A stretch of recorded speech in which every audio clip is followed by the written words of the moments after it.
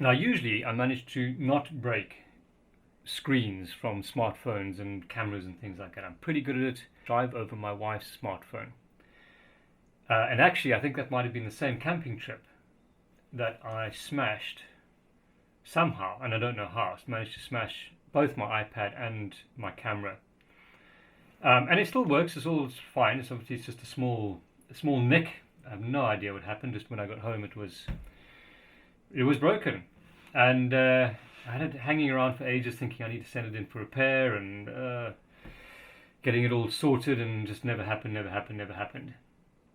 And but I was having a look at it, and I realized that actually the LCD screen, of course, is not broken. This is a protector glass on top of it. It's the same as that is a protector glass on top of the back screen. So I did a bit of Googling and found on eBay, which I'll put in the description below, you can see this if I can get it out from here, a replacement set of screens. Now this does the back and the top one. Now obviously that one's fine, but there we go. That is a nice little replacement for that. Probably a little bit of heating will get that off from that side. Have to be careful to get all the broken glass out. Just want to check that from here. Let's just see if I can. Yeah, so that peels off, and then there's an adhesive below that. So, thing to do is to heat that up. Now, what do I heat it up with? Probably, without trying to burn it, I could probably do it with something like that, which is my soldering heat gun. But I should be able to get that onto a low temperature. Right, switch that on. Now we want hot air gun, and we really don't want a lot of temperature here. Probably about a that is quite hot. Let's see if we can get this to go down anymore. 100 degrees. Okay, so let's try it out with that. I think that won't do too much damage. We're going to heat it up all the way around. And of course the idea is not to melt the camera, but we do want to get a nice even heat all the way around. So usually this is what you do for anything that's glued on, and glue will generally melt or at least soften to a significant extent if heated enough. It's possible that I need to look at a higher temperature.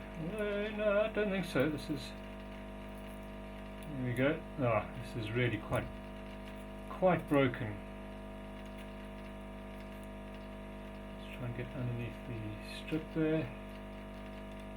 It's all off.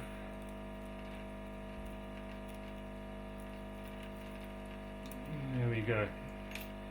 What a mush, what a mess. Let's try and get a bit more on this side. But at least it's just the protective glass on top and not the actual LCD screen, because otherwise that would certainly be off to a proper repair shop and probably a very expensive repair. It's a nice clean. I really should be using a plastic instead of a metal screwdriver to lift this. It's really not ideal. Try and heat up a bit more on that side. I think I probably could have used a lot more heat, but probably also a pretty good idea to be cautious. Let's just put that over there. Grab a bit of a tissue to wipe that off. There we go. Now it does look like there's a bit of a scratch over here where evidently the impact of whatever it was that hit it. So there is actually a slight scratch there on the LCD. I wonder if this was a different protector screen and this is just another one, whether that one was just put on top, because the LCD looks like it's quite a bit further down, and that looks exactly the same as what's underneath it.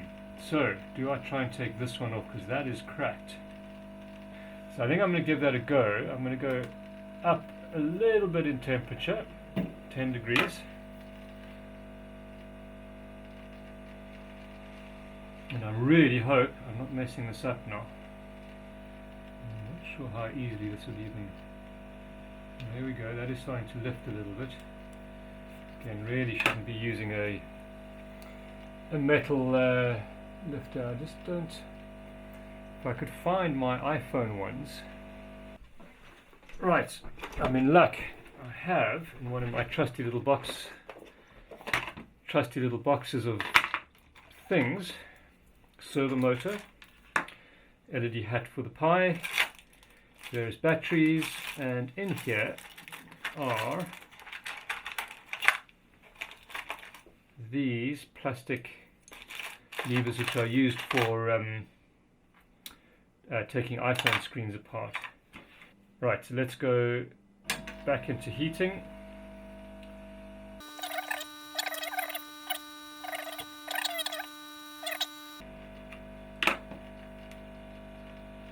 Put that underneath, and I can do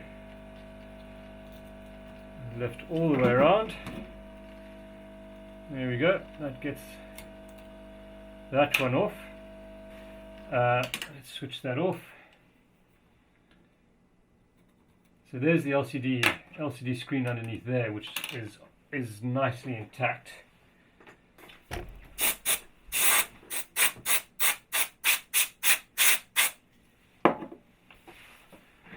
And let's just make sure this is nice and clean. Get off the old residue.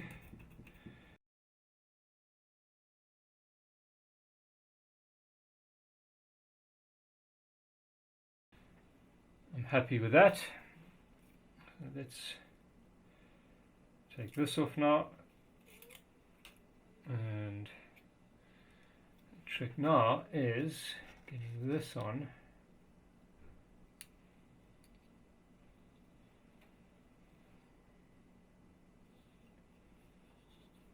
Okay, that seems to be doing the trick. Let's grab another tissue.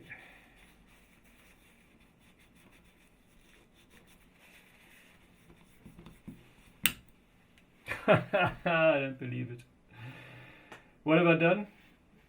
I've just pushed too hard in it and it's cracked.